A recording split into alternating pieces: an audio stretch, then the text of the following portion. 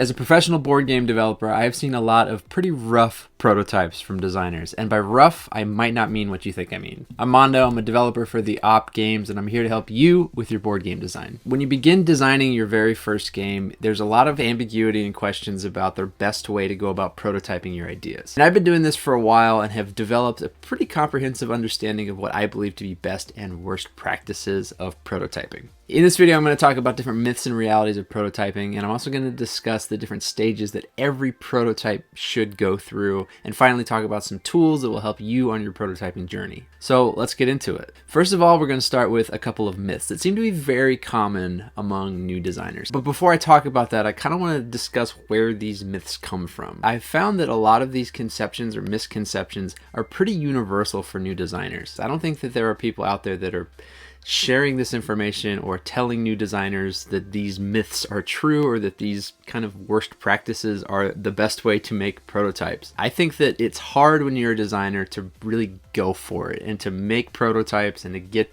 your game on the table because you're afraid of not knowing what you're doing and you're afraid of making a product that people aren't excited about. It's hard to separate your own sense of self-worth from the creative output that you make. And I know that was true for myself when I started, and I believe it's something that a lot of people deal with. So first off, we just want to dispel that myth. Your first prototype, it's going to be bad.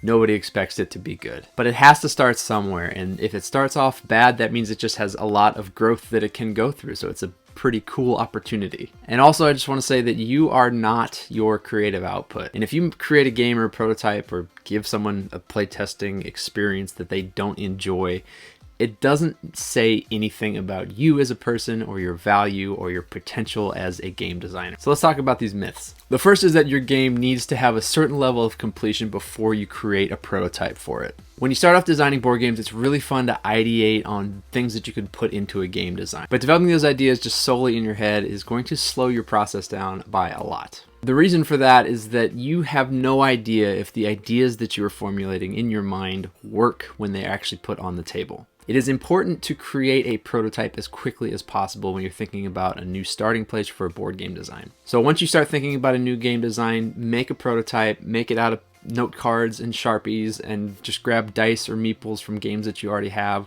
whatever you got around.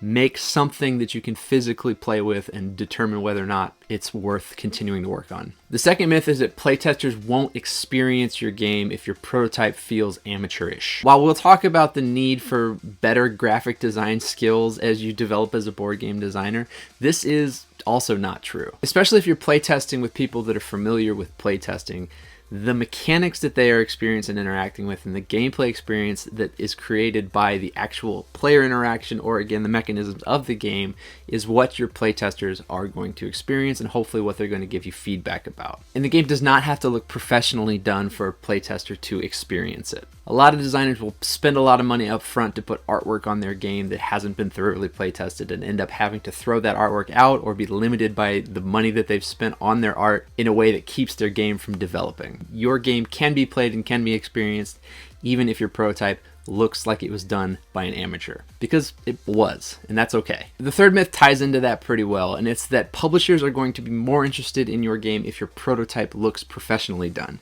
While it's true that having a very well done, professional looking prototype can get you more attention from a publisher, they are not going to sign your game because of the quality of the prototype. Publishers are not going to use the artwork that you have on your prototype. They're not going to use the prototype that you submit to them when you pitch the game for the final product. It just doesn't happen, or it hardly ever happens. Publishers that are reviewing submissions for hobby board games understand the limitations of the prototyping process. They understand that designers are not artists, they are not manufacturers, and what they are going to be paying attention to is the quality of the gameplay experience and the mechanics within the game. And the final myth is that it is a necessity to make decisions about what the game should look like in its final form early on.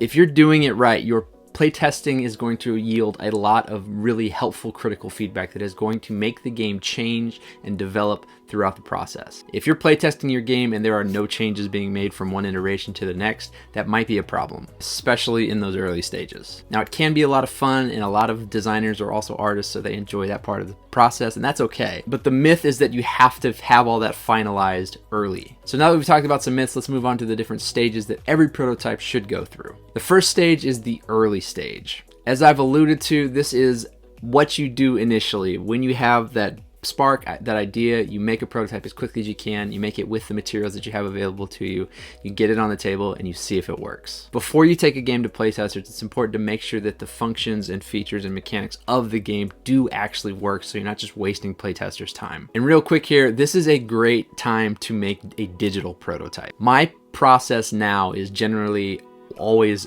digital prototype first, because they're easy to make, they're easy to implement, and they're easy to edit. If you have access to Tabletopia or Screentop.gg or Tabletop Simulator, these are great tools for prototyping early in this stage when there are going to be a lot of changes. The second stage is the middle development stage. Now, this is a stage where you are playtesting your game with actual people. This also can be done digitally, but I do think that it's really important to get any game playtested on a physical table as much as you can. At this stage, you have to consider the gameplay experience of your playtesters. And what that means is that there are often visual barriers to someone really understanding how a game works, how different cards works, what different mechanics function different ways, that can be solved and can be improved by you as the person creating the prototype. Leveling up your understanding of graphic design principles and the quality of your overall visual representation of the game is going to help you here a lot. Poor graphic design, bad font choice, bad font size, there's a lot of things in your game